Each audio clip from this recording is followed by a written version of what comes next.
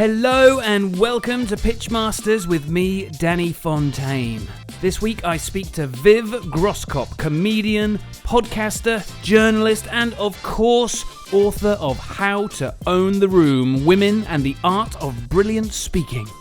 We talk about her journey from the corporate world to being a freelance journalist, stand-up comedy, the challenges that women face that men often don't, why we should commit to a speaking event before we are ready, dealing with nerves, and how we all need to remember to be human.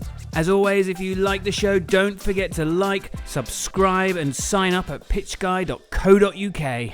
You can also find video clips of the show on TikTok and Instagram by searching for Pitch Guy.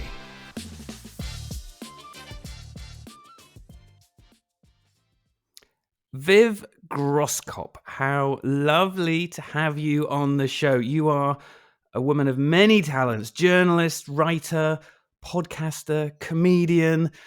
Tell me and the listeners a little bit about you and your journey to where you got to today.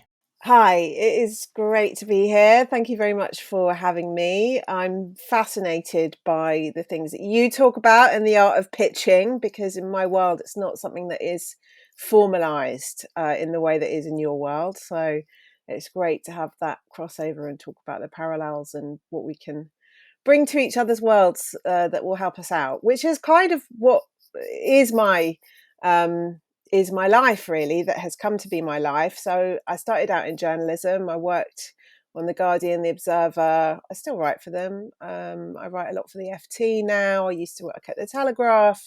I kind of been around the block through my 20s and early 30s in newspapers and magazines. And then I had 3 children when I was freelance at this point. So I took a redundancy from a newspaper job when I was 26 and went freelance, seemingly for 6 months, like lots of people do. You know, I'll just freelance for 6 months and then I'll get a job. And once I went freelance, I realized that the level of frustration and difficulty that I'd been facing, I mean, I was a real sort of axe murderer type when I worked in an office. I just wanted to kill everybody. I realized that it wasn't really where I was working or the people I was working with. It was me. Right. And that really I was destined to be an independent, and freelancing just immediately really suited me, and all of those stereotypes about not being able to make things work financially or creatively, having to generate so many ideas, having to keep up with so many different people, all of those things that people often present as a downside of freelancing, they've always been a huge upside for me. I love doing all of those things. So I discovered that in my 20s and 30s, and that really gave me an opportunity to live the life that I wanted as a writer, to have a lot of freedom, to explore all the things that I was interested in. And it gave me the freedom to have a family. So I had 3 children and I was able to spend the time that I wanted with them without ever really pulling back on work. I mean, I've always had childcare, have a supportive partner. We do everything together. He's always had full-time corporate roles. So he has a very different kind of life to me. But I was able to make that work. So in some ways, you know, this is what some people call living the dream, right? And this is where I had noticed when I was in my axe murderer tendency in the office as well, I had noticed the gender divide between my male and female colleagues, that for my male colleagues, senior in media, their family life is barely mentioned and took a back seat. I mean, we're talking in the 90s now, it might be a bit different now. But for my female colleagues, they were constantly having to juggle. I think a lot of them didn't have as many children as they perhaps would have wanted to. They would have only had maybe 1 or 2 children. And I could see, even when I was in my early 20s, mid 20s, that if I was going to stay in that industry and stay in a corporate role, I was going to have to compromise in some way. So that was another reason that led me to dig more into freelancing and developing that. So that was all working out for me, in inverted commas. But I was finding that something was missing and something wasn't quite working. I had some kind of, I think, probably creative frustration that I really needed to fix. And I also had, I have a tendency, so I present as a very extrovert, happy person, which I am. But I also have a tendency, like many people in private, to depression and anxiety and introspection. And there are I think times in your life when those things kind of roll around, like every few years you will have a dip of that kind, if the problem isn't serious. So I was definitely having some of those kind of low feelings, maybe a staleness to having by that point been about 10 years freelance. And I really started to dig in to, what do I really want to do with my life? What haven't I done? And it was also to do with my children, that as they were getting older and starting school, they were now about 5 or 6. At one point I had, three children under the age of 6. And I was realizing that I wasn't necessarily raising them in the way that I wanted, in the sense that I wanted them to feel free to pursue whatever they want in their life, do what they want, not feel that you have to do certain things in order to be successful.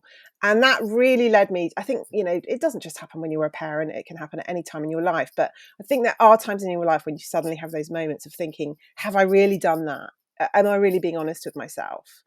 And I was having all of these, midlife crisis type thoughts. And because I had the freedom of freelance and I had a number of pushes as well, that really allowed me to do this. One push was that I got let go from a newspaper column. Another push was that a series of features that I had were cancelled. There are a number of rejections that made me think, I might as well just try to do something else. So on top of what I was already doing, I started to perform stand-up comedy. And that really happened because I had always wanted to do it since I was a child. It was an itch that I had never scratched. It was something that I had been obsessed with at different points. When I was at university, I did some comedy, I did a lot of acting. It was a bit of a road less traveled for me. And I think there are times in your life when you realize that there was some dream that you had that you just gave up on. And you do need to do something about those things. I don't think everybody needs to put a bomb underneath their life and become a stand-up comedian. You don't have to do it in an extreme way. But I do think if you don't look at those things from time to time, they are going to come back and haunt you in some way. So Yeah. I threw myself into this because I had a bit of a gap in my working life, and I had this kind of slight cushion, not massive cushion. And I started to do stand-up, and this was about 12 years ago now. And I loved it. I loved it so much. I also hated it. And it was really, really, really difficult. It's a very, very difficult industry. But I did love it. And it brought out a different side to my writing. It made me more creative in my other work. It led me to make friendships that I never would have made. And it became a whole different layer to my career. There were points when I thought I was trying to become a stand-up and that was what I was going to do. But then there were moments when I could also see that it doesn't really fit with who I am. I mean, we could get into a whole conversation about this, about stand-up and how messed up it is. But I could also see that it could become a part of the things that what I would do, and that would be enough for me. And so I did 6 years of shows at the Edinburgh Fringe. I wrote a book about starting out in stand-up that's called I Laughed, I Cried, which was about doing 100 gigs in 100 consecutive nights, which was what I really did to test out how committed I was to doing this. And the more this went on, the more I realized that other people are so afraid of doing things like this in their life, like both the idea of making a massive change that represents some kind of dream that you've always had, but that you're scared of, and the idea of putting yourself in front of people for judgment. And that the lessons inside both of those things are things that we really, really need to talk about, that we don't have very many avenues, or we didn't then. I think now, because of podcasting, the rise of social media, there are so many different ways now that we talk about these things. But 10 years ago, this conversation was only just beginning, and I could see so many ways in which I wanted to open up this conversation that were bigger than the kind of journalism that I was that I was writing at the time, and that were bigger than something that you can express in one book. So I started to explore this, and that was what led eventually to writing the book How to Own the Room, which is really about not just taking the lessons that I personally have learned, but looking across the board at examples of people who are doing something a little bit different that pushes our definition of what it is to be confident, what it is to own a room, what it is to persuade people, what it is to get over our very natural human feelings of self-consciousness.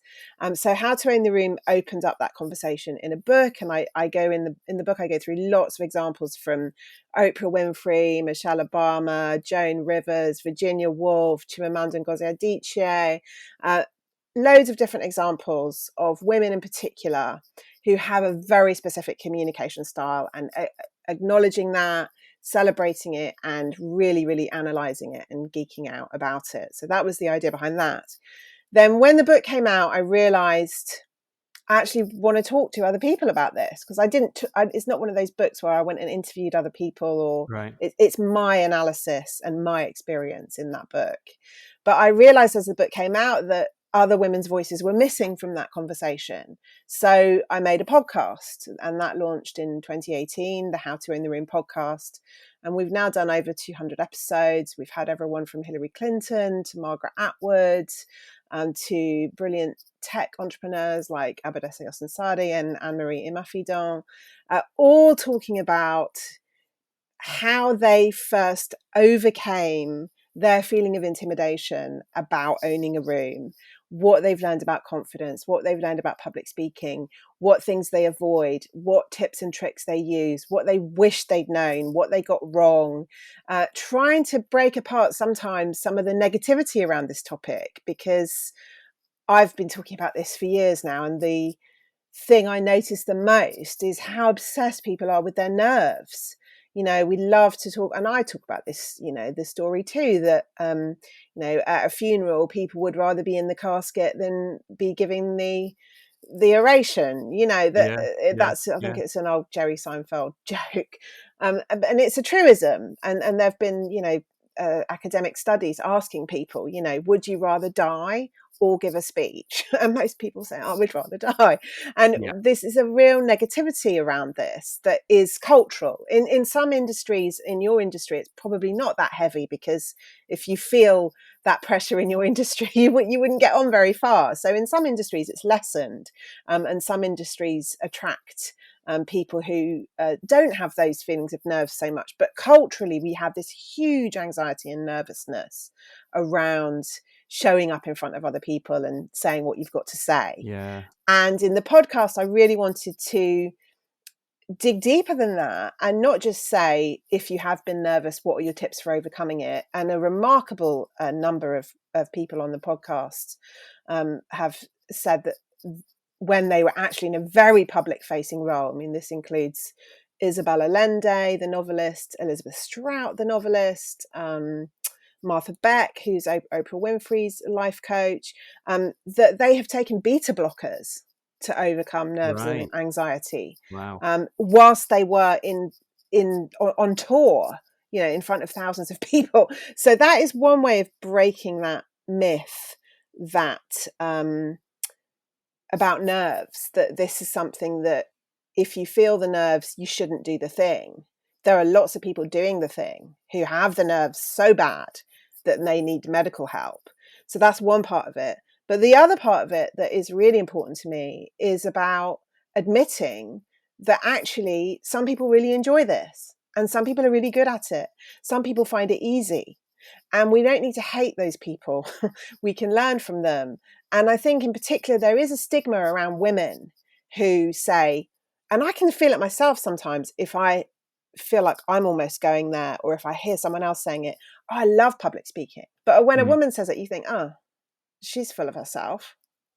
It Right. becomes something that is difficult to say, yeah, I'm good at this, let me show you how.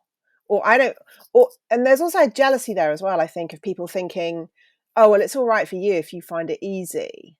I don't. And then immediately there's this disconnect between the people who find it easy and supposedly have never been nervous and it's never been difficult for them, and who don't understand and who are different, and then the people who are nervous and are then just excluded from the conversation and they're not supposed to do it. And we all know that that's bollocks. It's just Yeah. not Yeah. true. The people who are good at it and who enjoy it, they have bad days. They've maybe had a few experiences that are just really, really horrible and awful, but they've learnt to laugh at themselves, or they've learnt that that was just a bad day, or they've learnt that, oh yeah, they did actually under prepare for that, or sometimes even over prepare for that. Right. And there's so much that is easy about this, but we don't access it because we're so bound up in these myths of, oh no, that's difficult, that's intimidating, I don't want to do that, it's only for people who find it really easy and who are super confident, and I hate them. So do you think that the main driver in whether we feel good or scared out of our wits is a mindset thing more than anything else? Yeah, I really do think that. What proof do I have of that? And is that scientific? Mm, Is another question. And the issue is, I would say we don't know, and we don't know if we will ever know. I'm not sure if neuroscience during our lifetimes will be able to pinpoint exactly where all this comes from. And if you look at the origins of how I got into this, was through stand-up, theatre, improv, looking at how people in that world think about these things compared to how people in perhaps the business world or people in everyday life might think about these things. In comedy and in theatre, this stuff is an art. An actor never says, well, can you show me the part of my brain where I can access how to be able to cry in this scene? right. They don't ask for the science behind it. They learn how to do it. They don't question it. And when you've been on stage a lot, particularly doing things like comedy that are very exposing, especially when you're on your own on stage, you learn that there is a magic to this, a chemistry that is indefinable, that you can't often call, that you cannot measure on a chart, you cannot measure it scientifically or academically. There are many things about, I don't want to sound like some kind of weird wizard or something, that, oh, there is magic in the air, but there is something indefinable that you can't measure and quantify. So I'm not trying to say, oh yeah, you just have to believe me, this is how it is. But I am saying there's more of an art to some of this than there is a science. Yeah. And I think the other thing that I really care about is breaking down people's barriers around this. And I think if people believe it's an art in a good way, then they can think, oh well, I could try that, I could give that a go. If they think it's a science, then they might think, oh, well, then maybe there's some kind of concrete proof that means I wouldn't be able to do this. I mean, it slides into the argument of nature versus nurture. And of course, and you get asked this in comedy all the time, are some people just naturally funny and some people just aren't? And I'm sure that there's a truth in these things. Again, we can never prove, this person was born naturally funny and therefore they were destined to be a stand-up, and this person was not funny from birth and they must never become a comedian. Like, Yeah. I'm sure that there's a small truth to these things. And of course, there are some people who have natural talent and it deserves to be nurtured. But I don't think the two things can be separated. I think if you have an inclination towards something, you can improve on it and you can use your talent to become better. I think if you don't have that much talent, but you really love something and you're obsessed with it, and it maybe isn't natural to you, you'll even analyze it in a way that will be more beneficial and more meaningful than somebody who does have the talent and takes it for granted. So then you can really use that. So there are so many different ways to do things, and it's opening up that sense of possibility that is really interesting for me, and trying to get rid of some of these myths and stereotypes which give people excuses to say that thing's not for me. So we talk about nature and nurture. There's another factor, of course, which is the environment of the time that you're actually doing that thing.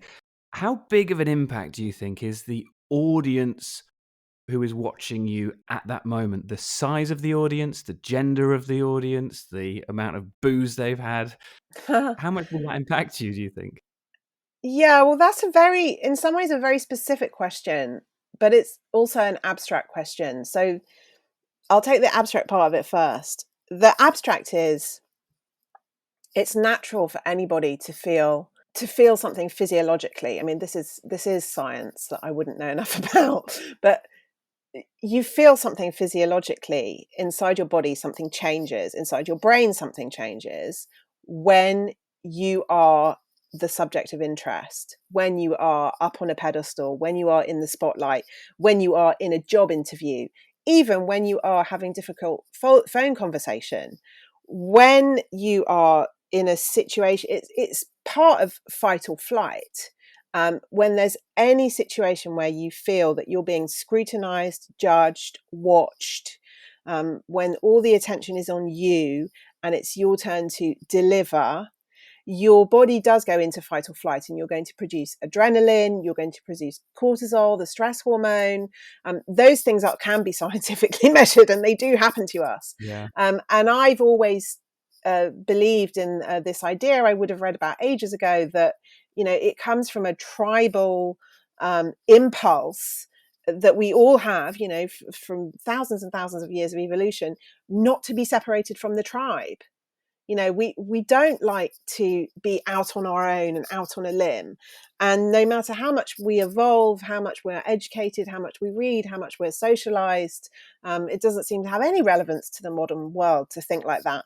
But that primal instinct in us to avoid scrutiny, avoid being rejected by the tribe, that it's very primal in us, I think. So in any audience situation, and even, you are in an audience situation when you're on a phone call, if it's not going very well and you suddenly feel scrutinized, or you could feel that in front of 10,000 people or 100,000 people. Or if you're on a Zoom call, then you're basically on television, you're being watched. So these moments can be very easily activated. So that's the abstract side of it. And I think that once you know that, and you realize that it is a human reaction and a physiological response, it immediately depersonalizes it. So you stop thinking, oh, everybody's looking at me. And you start thinking, oh, I'm the human in this scenario, and I'm the human who's been separated from the tribe. And when that happens to humans, they tend to go a bit funny inside. Right. So what? Get over it and do your thing. It just makes it so much easier. So that abstract side of it is, I think, can be quite easily dealt with once you know that fact. And then it is just a process of attrition and experience. I don't think that feeling ever goes away from all the people I've spoken to on the podcast, and in many other situations, and people who have been on stage and done, huge live events over decades. They'll still report that feeling of dread and anxiety, it's going to come back from time to time. For some people, it never goes away. There are performers like Adele is somebody who's spoken about huge stage fright. Carly Simon, Barbara Streisand didn't perform in a certain capacity for well over a decade, and because of these feelings. So they can come and go, even in people with huge amounts of experience. But in the main, my understanding of it is that the more experienced you become, provided you don't have other external factors in your life that are causing you to, become stressed about your performance, it does lessen, but it never quite goes away, because it's a human reaction, the same way that, if you go out in the rain, you're going to get wet, right? So that's the abstract. The more concrete side of it, I think, is really, really interesting. So the concrete side of it is, does it make a difference what sort of audience you're in front of? And there isn't a whole amount of research about this, I guess because it is very difficult to research and it's very subjective. But I've heard from lots of different people, and I see it from my own experience as well, that so many people respond differently in different situations. So I've heard from people who'll say, I feel really, really comfortable talking to 10 people, but I can't talk to 50 or 100. And other people will say, I'm love going up on stage in front of 2,000 people. Don't put me in a one-to-one, or don't Right. put me in a 1-to-5. Right. So that's very interesting. You know, there's a lot of stand-ups who would be totally comfortable, really comfortable in front of thousands of people. But one of the reasons they are there is that they never want to go into a pitch meeting with someone like you. Right. Right. So I think that audience management on a concrete level of the numbers, of the environment, of the context, is incredibly subjective. And the more you can dig into that in your own world, talk to people who you work with, who experience the same environments that you experience, and discover people's different opinions about this and the different techniques they have for getting over that, the more I think you can overcome whatever your own personal hang up is. Because generally it will be a personal hang up. It won't be a generalized one. So let's talk about some of the art of overcoming this. What are the kind of the big ways that you recommend to people who are just generally nervous and think, I'd love to speak, but I know I'm always going to say no because I cannot stand that feeling. And I know I'm just going to fail as soon as I get up on stage. How do you even start to help these people? So many ways. The Right. first way is to commit to doing things before you're ready. And this is the thing that people are most scared of. I think talking about it and admitting that it is a method that has worked for a lot of really successful people is helpful. Most of the people I've spoken to on the podcast would say that they said yes to things, and in the moment that they said yes, they just thought, I have no idea how I'm going to do that. You don't, and this is, I think, especially true for women. There is so, and I know this from organizing events, from inviting people onto the podcast, from doing live shows, from doing broadcast interviews. And I know, you know, my husband's a producer, and I know many people in the industry will report the same thing. Women do say no more often. Right. Women say no more often than men, and that is a generalization. And there are plenty of men who also hide their light under a bushel, but it is much more common for women to hide their light under a bushel and find a way to say no. So I am constantly being asked how you can overcome this, and the discipline of saying yes before you're ready is really, really important. So learn it's okay to say yes before you're ready. It's okay to think this is out of my comfort zone. It's okay to think, I don't know if I'm actually going to be able to do this. It's okay. There is a disclaimer to that, and I've been on the end of it myself. I get asked to do a lot of different things, and sometimes I know I'm not the right person, and I can even recommend somebody who's better. And I'm not coming at it from the point of view of, oh no, I don't want to do it, or please don't ask me, ask someone else, which, you know, so you can be judicious about this, and it is okay to say no to things that are not going to further your own goals, that don't showcase you at your best. But you really need to dig deep and think, am I saying no because I'm scared, or am I saying no because I'm the wrong person? And know the difference between those two things. What do you do once you've said yes and you know that this thing is slightly beyond you, right? You research, you prepare, you talk to other people who have done it. You do external practical things. You do that external practical prep, but you also need to do the internal practical prep, and that stuff is longer term, and that is why you don't wait, because that internal prep goes on for years of trying to unpick, why do I feel nervous about this? Do I really need to? What can I do to make myself feel less nervous? Looking for evidence and proof is one of the most important things that I dig into when I talk to people one-to-one about this. I get into a lot of really deep conversations with people about this. I've had people I spoke to a woman recently who told me that basically it's all very well what you do, well done, how to own the room, great. I've just given up a job that I loved because they wanted me to do more public speaking and I just can't do it. Wow. And I said, seriously, did you actually leave your job? She's like, yeah, I've started in another company where I know that I'm never going to be asked to go up on stage. And we really got down into the depth of it. And it came down to a number of occasions where she felt that things had gone really, really badly and she never wanted to experience that again. And I get that. Like, I've had comedy nights like that. We've all had things where we just think, oh God, who was I in that moment? That was terrible. Must do better. We've all had those moments. But I said to her, what was the feedback from other people after these events? Where is your evidence? Where is your data that this was a complete disaster? Show me the video and I'll tell you, like, whether you should go and bury yourself in a hole, right? Right. Evidence, data. And yes, you could say, oh, and I think she probably did. Other people were just being nice. Well, were they? Were they? Was there any negative feedback at all? No, not really, but I know it was terrible. Okay. How many times did this happen? About 5 times. Was there any negative feedback over these 5 times? Do you have anybody who you could go to who you really trust and say, should I have been embarrassed? Should I have been ashamed? Was there something? Well, no. You can see where, where this was coming from. So looking for true evidence, provable data, you can always have a piece of bad feedback from somebody. But, you learn in comedy and in other, you learn this in writing if you publish a book.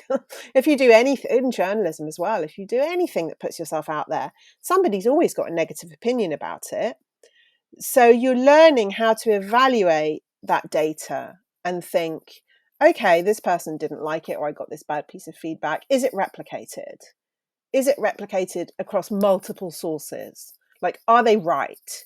Do I know in my heart that actually, oh yeah, that wasn't good enough? Do I have any counter evidence of people who are like, oh no, I thought that was really good?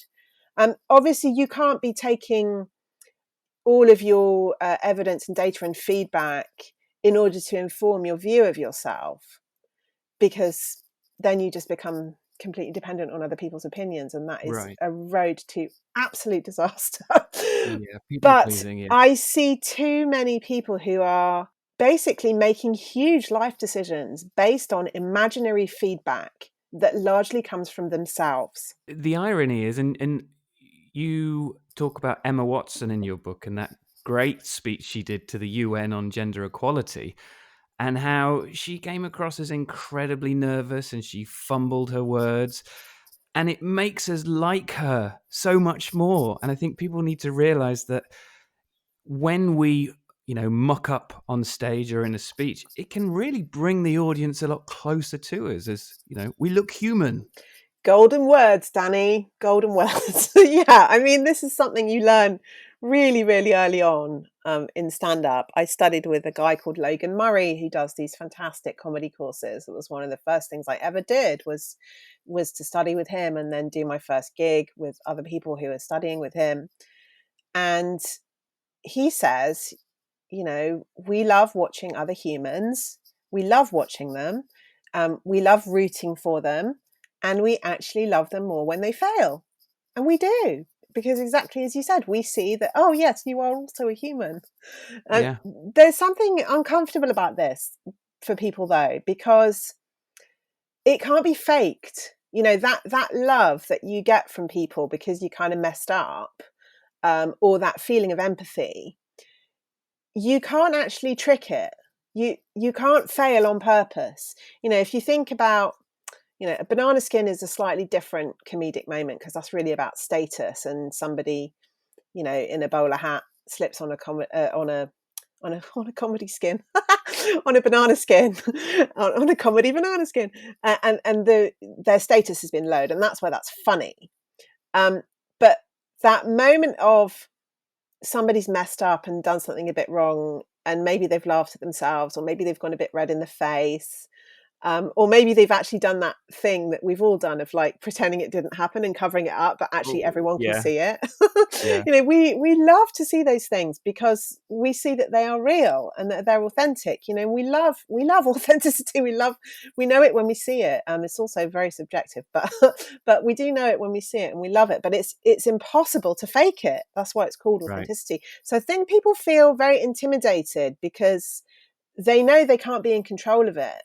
And anything that you don't feel in control of, you immediately think, oh, well, I don't want to do that because I can't be intentional about it. So Yeah. learning to be less intentional and to let it be is incredibly valuable. Obviously, you don't want to be. I worry about some people using these things for nefarious ends. And you don't want to be, Yeah. yeah, you don't want to be trying to be authentic or trying to mess up, because then everyone will think, hey, what a great guy, he doesn't mind being seen as a fool. Like, these things they have to be genuine, otherwise they don't work. And it's that aspect of, I don't want to get too hippie or religious about this, but the saying, let go, let God. Let go, let Right. there be something unexpected, let there be something that you can't control. And really, that is about ego. All of the things that we're talking about in this are about ego, and saying, oh, yeah, my ego was a bit hurt then, or that was a bit stupid of me, wasn't it? But that's okay. It's also a great way, I think, to help people who are nervous. I meet people who are nervous who over prepare, and they've got a 1 hour pitch, and they memorize every single line of their script. And if they get asked a question in the middle of it, it totally throws them off, and they almost get annoyed at the client for asking a question and want to get it out the way so they can get back on their script as quickly as possible. And actually, it's much more enjoyable for the audience if we, allow things to happen that will happen. I think you're absolutely right. Yeah. There's a lot of this in improv, which is really if you really want to learn about spontaneity and letting things go, then Mm. improv and improv comedy is the place to look at that. There's a book called Impro by Keith Johnston, that really digs into how to open yourself to those moments of spontaneity, of things opening up. Um, and he talks a lot about the school system and education, and how in school we are basically taught, do this thing, get it right, and then you'll get a big fat tick. But you must do the Right, thing, and you must do the thing at the right time, and you must do it in the way that you were taught. And it's not like when you're in an exam, somebody rushes in the middle of like saying, I studied languages a lot at school, right? That was my thing. And I would have my like French exam where I had to go and speak French. And I love speaking languages, and so they could ask me anything, and I would be able to answer it, because I just would make up something. right, But generally, that's not what you're supposed to do. Like, you're supposed to go. I see my children being taught it now. You're supposed to go into your language oral and parrot the phrases that you were taught right, to say, which is not what right. happens when you then go to France and somebody Of asks you course not. something. Like, it's not real life. But Exactly. it's not like Yeah. you sit in an exam and in the middle of the exam somebody rushes in and says to you, can you just quickly tell me how to say this? Or can you just quickly do this equation? Or can you just quickly tell me 3 elements from the periodical table? Right? We don't often get put on the spot in the school system. We get a lot of, do this thing, do it like this, and then you'll get a big fat tick, right? Right. And I'm not trying to say, oh yeah, make me education minister. Like, I have no idea how you fix that. I have no idea. It's No. huge task. But it is, and I do think people have been having this conversation for a long time. Some of this crosses into Carol Dweck's work on growth mindset versus fixed mindset. there's a lot of conversation around this topic that has been for the last 20 years. I think that things are changing, but in my generation, we recognize that stereotype of learn this thing, parrot it, get a big fat tick. And Right. when people are doing particularly public speaking, and then they don't want to face that Q&A moment of unpredictability and, well, you didn't say this was going to be on the test. Right. We really mistake school for real life, and you're not in school anymore. You're not. Right. Sorry. And that's bad news for the. Like, I did well in school, and I enjoyed being able to be like, oh yeah, I've studied for the test. I'll give you what you want. Thank you for my big fat tick. Like, I was good at that. And there are other people, like, I love people like, Gary Vaynerchuk, the entrepreneur, tech entrepreneur. He talks all the time, like, I hated school. Like, school was the worst years of my life. I didn't have a single happy day until I was like 16 or 18 or whatever. And then I could leave school and never have to think about any of those things ever again. But he's an absolute consummate improviser. So I think some of it is down to personality, some of it is down to talents and what you're interested in, but some of it is down to conversations like this. When, if you were the kind of person who at school or through your education was used to always acing the test or always being really well prepared, there's a thing in the way that we talk about women, that the coach Tara Moore, who I absolutely love her work, she's got a brilliant book called Playing Big that is really useful for women to read. She calls this good girl syndrome. I think it works for men as well. It's about anybody who's got trapped in that kind of good pupil mentality that doesn't really lend itself, in particular, to the creative industries. Right. You do have to be able to improvise. You do have to be able to look people in the eye and think, are they getting this? Or did I actually go in a completely wrong direction and they're not really listening to me at all now? Or actually, I'm saying something that's offending them. You have to be able to read the situation and pivot. And that's exactly, I imagine, because I'm not a visual artist, but I imagine that that's exactly what you learn in the visual arts is, oh yeah, this color isn't working, I'm going to morph it into that color. It's learning that you can take bits from other people's disciplines and use them to open up the way that you see things. Now, we've mentioned your book, How to Own the Room, and we've mentioned women a few times as well. The actual title, the full title of your book is How to Own the Room, Women and the Art of Brilliant Speaking. So let's just talk about that for a second. Why did you aim this book at women? Yeah, that is the full title of the book, Women and the Art of Brilliant Speaking, subtitle. There is a secret invisible bracket, which is also applicable to men. So I will explain that. I chose to write a book about public speaking, although I really hate the expression public speaking. I think it's so off-putting, it makes you sound like you need to go to Eton. But let's call it that because that's what everybody calls it. So I wanted to write a book about public speaking that was for women, about women, and by a woman. And the reason I wanted to do that was because it didn't exist. I first started looking into this a couple of years before I wrote the book. It was also alongside the time when I was learning a lot myself in stand-up, and when I was doing my Edinburgh shows, I was constantly looking for advice and information and anything that would give me an in. And I've become obsessed with it as well. I find it so fascinating. It's such a fascinating part of human psychology. How do we interact with each other in these situations? And everything that I could find, it either completely ignored women or there were a very small number of female examples. So if you go to any books about speech writing, about public speaking, they're really going to focus on kind of Winston Churchill. There's going to be loads of stuff about I Have a Dream. It's all going to be about those, because a lot of it is focused as well traditionally on politics. Right. And obviously, until probably 30 or 40 years ago, politics was completely dominated by men. I'm not kind of really blaming anybody for this. It is how it is. We can't change the past. Of course, we can change how we look at the past, but we can't change what actually happened and what was actually reported.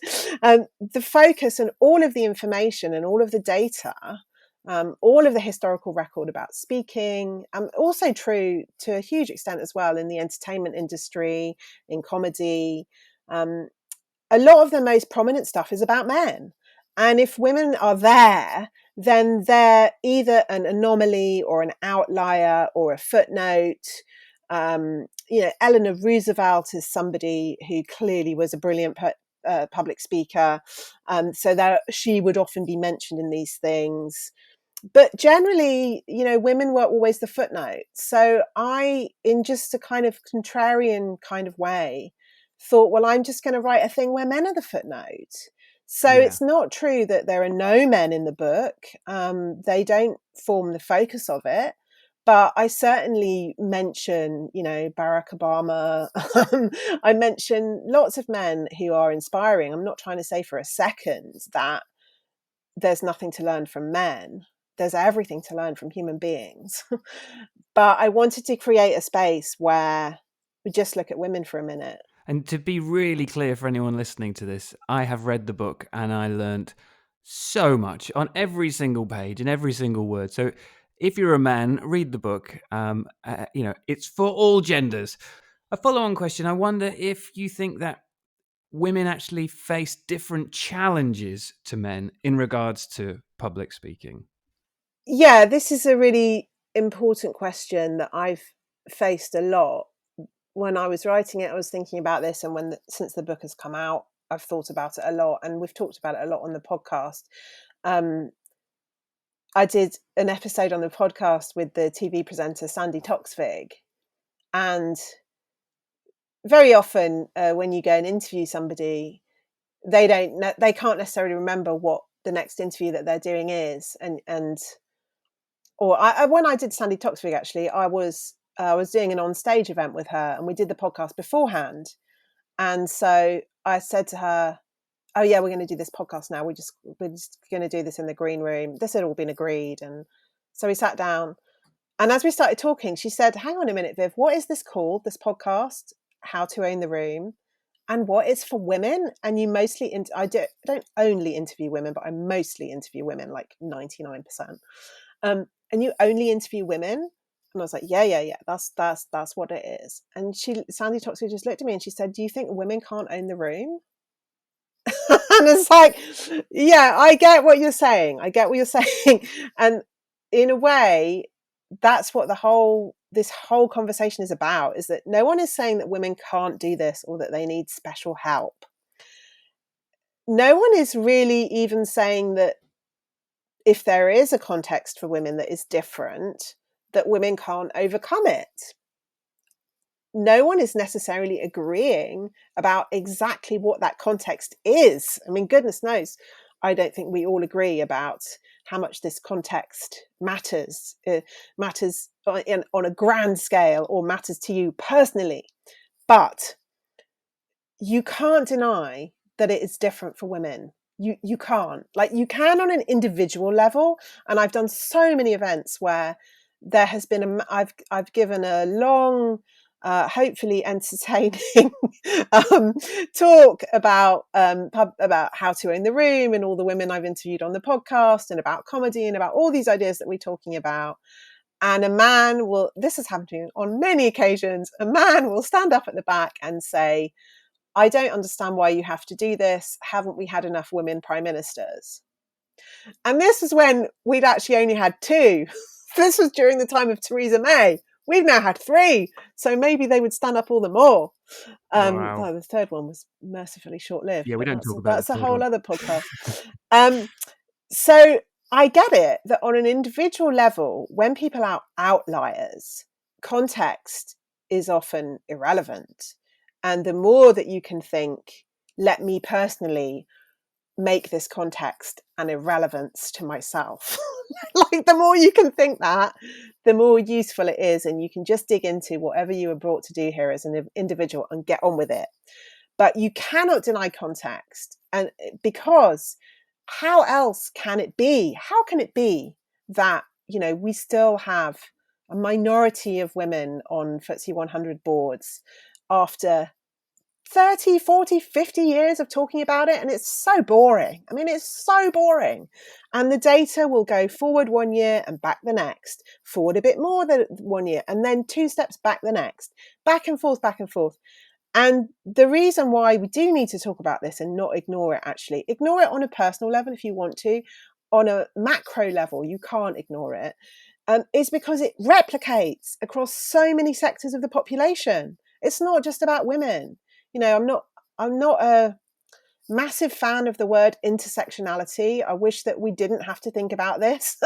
It's also technical and annoying. Nobody likes saying the word intersectionality, and nobody likes saying the word patriarchy. They're incredibly boring and annoying, and I only get to say that because I'm, you know, cisgendered, straight, married, heterosexual, white woman, middle class, white woman with posh voice who buys her clothes from Boden. Like, I get to talk about these things. But these things are real. They are real, and they are replicated in data. So one of the reasons I wanted to keep this conversation initially and predominantly about women and for women was to acknowledge that context.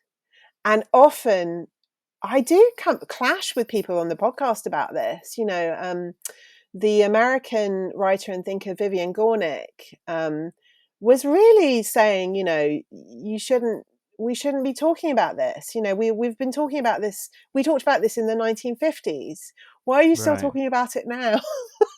Which is brilliant. Like, I love it when people remind us of that, because it is true.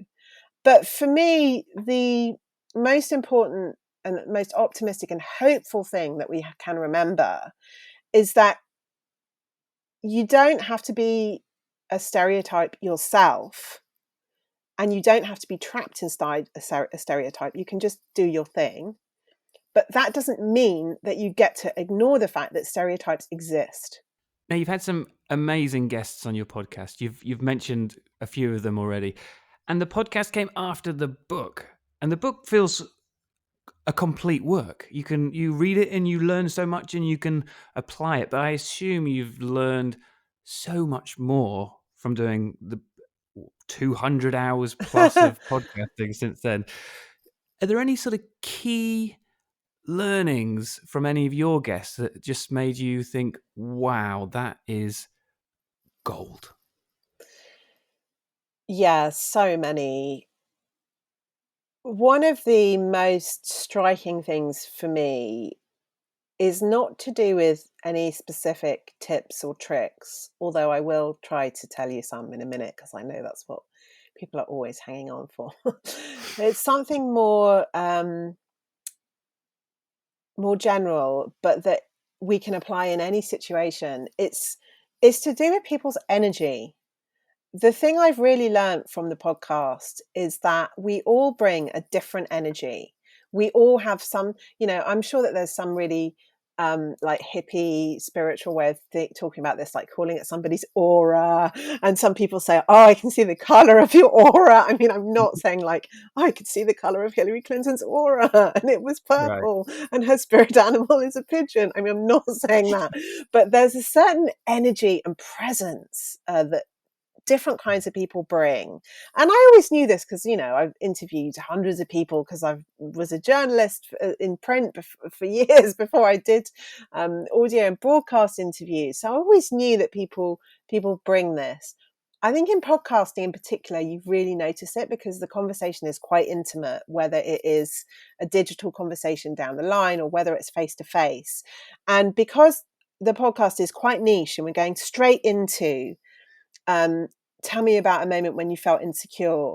Tell me about how you prepare for like a half-hour presentation. What notes do you take on stage with you? Do you have bullet points? You're going to have slides? Like, it goes quite deep, quite fast. So it's quite intense. Yeah. And there's nowhere for anyone to hide. So people immediately are very much themselves. And you learn that everybody has this own unique energy. And sometimes I can feel that somebody's holding something back and they're giving a version of themselves. And other times, not very often, that doesn't happen very often, but other times I just know, oh yeah, this is, you just this is you. And I Yeah. think the more that we can all think about how we can be that person in interactions and just bring that energy, just, this is horrible. I'm always trying to write about this, how to fix it. This horrible idea that we're always being told, just be yourself. I'm sure you get told it in pitching. Just be yourself. Yep. I mean, it's bullshit, isn't it? What on earth does that mean? What does it mean? And I do think this energy is a part of that. So how can you really bring the energy that you would bring to a conversation with somebody that you love, to a conversation with somebody that you trust, to the way that you speak to your child on a good day when you're having a good interaction with them, to the people, everybody has somebody who thinks they're great.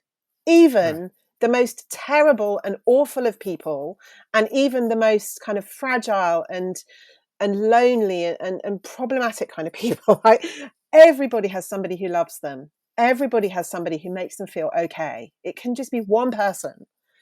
If we could all bring that same energy and that same trust into every interaction, everything would be so much easier. And I know that sounds probably quite hippie, and it's very difficult to bring that energy to the Q4 marketing report.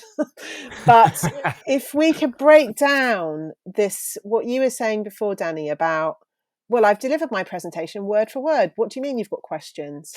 Right. That's the Yeah. opposite of that energy. And of course, you can't go into a professional working scenario where your career and your livelihoods and your money and everything is on the line and say, hey guys, I'm feeling really great energy today. Let's just chat.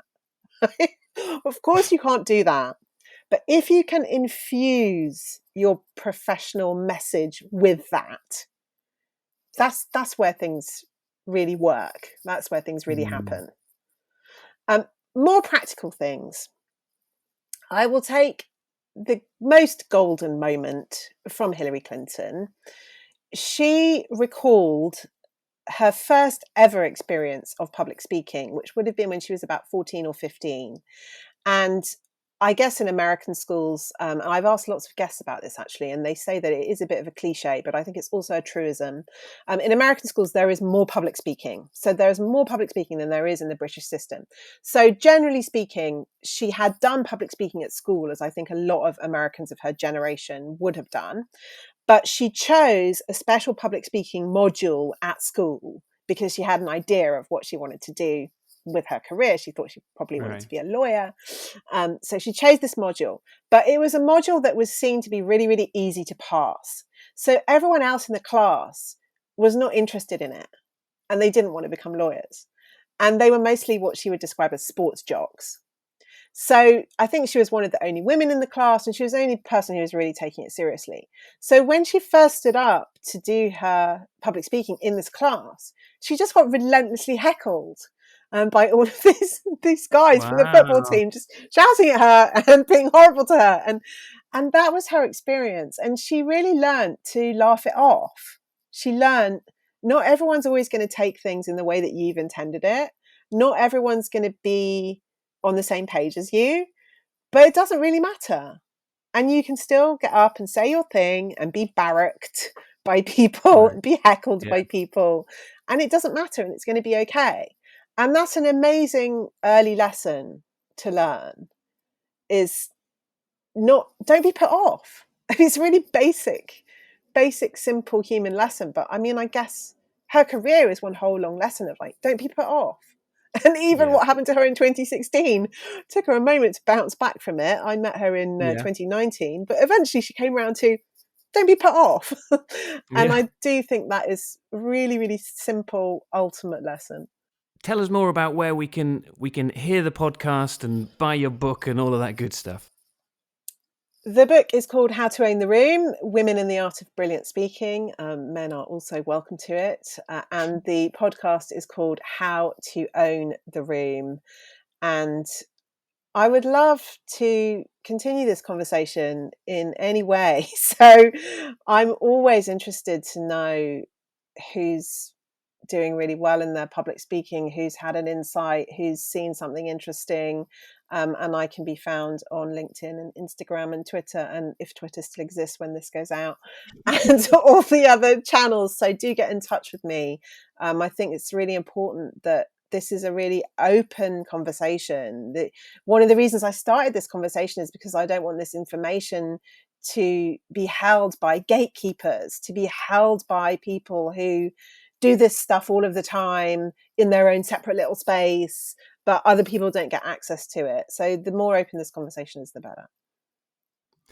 Well, I have thoroughly enjoyed it, and I can't thank you enough for giving me your time. Any final words of wisdom?